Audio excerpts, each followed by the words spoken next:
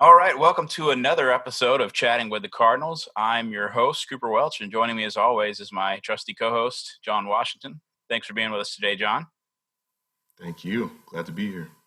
And we've got another special treat for you today. We have MOE KINARD joining us, a wonderful Cardinal alum who has done really big things over in Italy. Thank you so much for being with us today, Mo. Yeah. So let's hop right into this interview with you. First, tell us your favorite memory of your time here at Lamar University. My favorite memory. I mean, of course, cutting down the nets. Like, who wouldn't forget that? But then also just like after every game, just having fun with my fans and interacting with them. Like, I really miss them. Awesome. Okay. What's kind of been the transition between college basketball and professional basketball, especially playing overseas? Man, oh my God! Like, I mean, I guess the biggest difference is I would say the culture shock. Sure. You know, having to adjust, and then the time. I was on a 7-hour time difference, so if it was 11 o'clock p.m. in America, it'll be like 4 p.m. in Italy. So Right. it's really hard trying to get my family to watch my games and all of that. Like, but other than that, like the experience was just amazing. Yeah. Well, what about transitioning your college game to the pro game over in Italy? I definitely played the exact same like I did at Lamar, but I started putting the ball on the floor more instead of just shooting every time. So I had to because every team know I can shoot, Sure. so I had to learn another part of the game. So just getting to the basket is what I could do now. Wish I could have did it at Lamar, man. It would have been fun. Yeah, absolutely. Are there any like weird rules that you had to get used to? And I know this is international Yeah. rules, so there's a bit of different stuff. Yes, man. I probably travel about 4 times every game.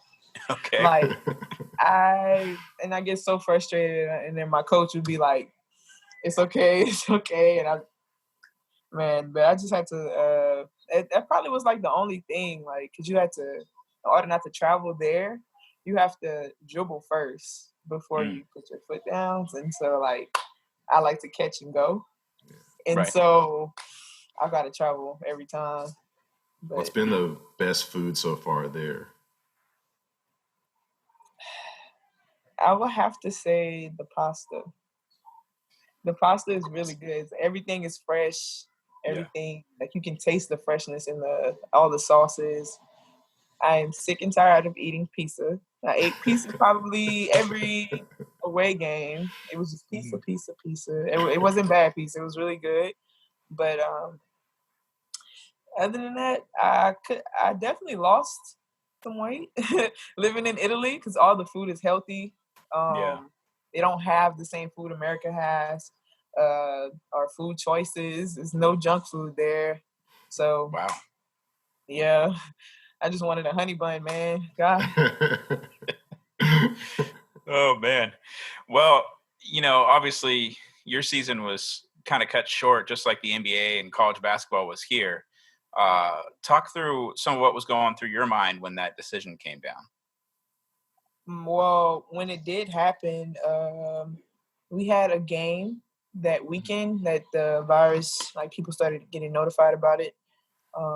Then they canceled our game. And so I messaged my agent. I was like, hey, what is this virus that's going around? Like, do I need to be, prepared to leave? What do I need to do? And he was like, oh, no, just stay put. We're going to wait till March 17th to see whether or not they want to cancel the league. And I'm like, all right, I guess we can wait. And like weeks and weeks kept passing. And I hadn't played a game in like 5 weeks. And I was just in Italy, like just sitting. We stopped practicing. We weren't doing anything. And so I just had messaged my agent. I was like, I need to go home ASAP. I don't know what's going on. if I'm not practicing or playing, I can't. I just rather go home and deal with the situation than deal with it here and be stuck. Sure. So. Yeah.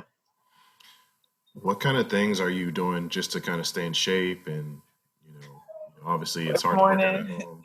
every morning at 11, I get up, I go running. I hate running, but I go running. I do a lot of full body workouts without weights. I eat healthy. I actually started a military diet today. So Wow. I'm just trying to make sure that whenever I do touch the floor again, I'm in the best shape possible, even though this virus is going around. Absolutely. Are you doing any special drills to keep your basketball skills fresh as well? I do a lot of dribbling and cone drills. If I'm laying in the bed, I'll have a ball and I'll just be just throwing it, or if I have a tennis ball, just throwing it against the wall, just anything, just keep my wrist like this. Just keep it moving. I really wish I could get in the gym though. It's not the same. Sure. Yeah. Definitely not the same. Absolutely. Well, you said you're back in the States now, right? Yes. All right. What was did you have any difficulties coming back? Did you have any challenges? I know that there was all sorts of travel bans and weird solutions. Well, I had being that I'm a professional athlete now, they gave me a certificate to be able to get around, and all I had to do was show my passport and the certificate to prove that it is me, and I was good to go. I couldn't fly. Well, my flight to get back to America was from Bologna, Italy to Paris, and then from Paris to Germany, and then from Germany to William P. Harvey in Houston. I couldn't fly into Houston International because they closed the international airport down. Wow. Yeah, so thank God I flew into William P. Harvey. I couldn't fly into Lafayette. I don't know why. They couldn't find a flight for me to fly straight to Lafayette, so then I had to drive from Houston to get back to Louisiana. It was just a lot. Long journey. Well, I'm glad you're very home and back safe. That's really good to hear. Yes. Just kind of, I guess we'll go back on a little bit of a lighter note. What's been kind of the things you've been doing to keep entertained during this time? Okay, I know you've been hearing about TikTok. Yes. I've been doing a lot of TikTok dances with my friends, just challenges. I definitely play video games. Which games? And before all that, priorities come first. I'm still trying to finish up my 2 classes to get my master's degree in August now, because they pushed graduation back. So, yeah. What are the favorite games to play? 2K, of course. Sure. Definitely Call of Duty. And then I like playing this is one game. Grand Theft Auto, definitely. Oh, nice. Everything's online, definitely. Yeah. Okay. What's your team you play with on 2K? When I play with my friends online, we do random team. Oh, so that the competition is just, you got to play with what you have. Yeah. So if you got the Lakers against the Suns, then I'm sorry. I don't know what to tell you. Sure. Absolutely. Well, everybody's been stocking up on all sorts of random things, toilet paper and water. Sometimes this is a hurricane. Yes. But we're also stocking up on, stuff to get us through this time, stuff that helps us de-stress or guilty pleasures, things like that. What's something that you just have to make sure to have in your fridge or your pantry to, your guilty pleasure, so to speak? I would definitely have to say ice cream. Ice cream? Yeah, you and Tick Price. I have to have ice cream in my fridge. I don't know. I have some sitting in there now. So What's the flavor? It's half baked. It's by Ben & Jerry's. It's so good. That's a real good one. Good. Yeah. Have you He tried like, yeah, it is the good. Tonight Dough? The what?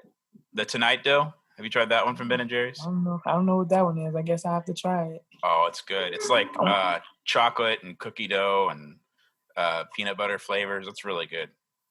want to do the strawberry cheesecake, but they didn't.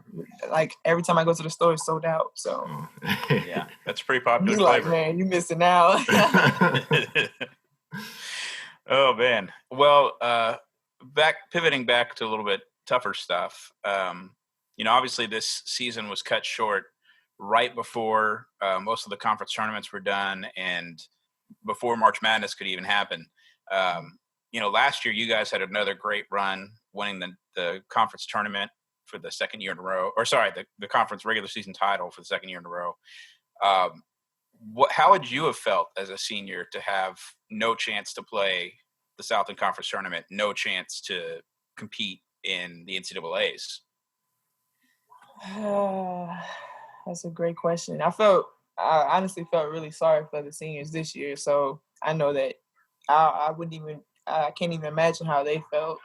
I just told them, like, if you want to keep playing, like, you have to get noticed, like you have to get your highlight tapes out, anything to just keep playing. If you don't want to, then start your career with your degree. But I didn't know. I was like, they really canceled everything? Like, is this a joke? Like, where's the madness? Like, There's no madness. Like, it was sadness. There's nothing that we could have did. Yeah, absolutely. Yeah. Well, I guess our last question for you today is, you were at Lamar through the Hurricane Harvey situation, and you saw how Southeast Texas and Lamar came back from that. Obviously, we're going to come back from this eventually. So just talk about, some of the things you saw, the resiliency and the character of Lamar and of Southeast Texas in general. The first thing that Lamar wanted to do was give back. And that's all that's what I'm about. That's the kind of person I am. Just doing any type of service to help was what I did. Even if it was just picking up little pieces of debris out of people's front yard or helping an older person move their couch out the house, like I was there. So, and then other people staff members from Lamar as well. Sometimes I didn't even go with them. I just went by myself, because I knew people needed help and I wasn't doing anything. So, All right. Well, thank you very much for sitting down with us today, Mo. We really appreciate it, and we're very glad you're back here and safe and sound. Yeah. And we'll be following along, of course, when Pro Ball comes back, and we wish you luck over there. Thank y'all so much, man. Thank y'all. Thank you. All right.